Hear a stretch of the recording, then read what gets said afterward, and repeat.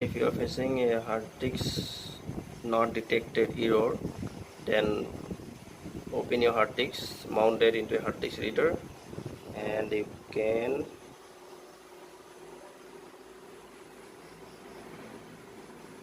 use your USB,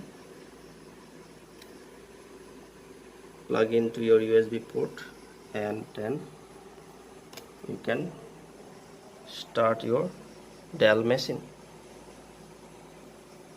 Before that, we have to set in the BIOS. So I'll show you how we have to do that in BIOS also.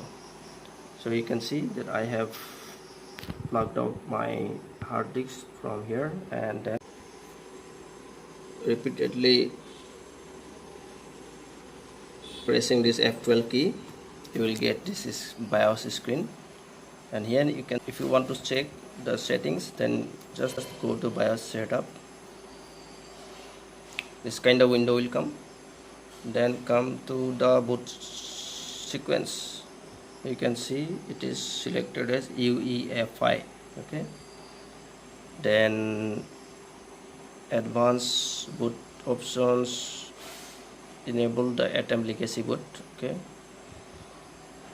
No need to change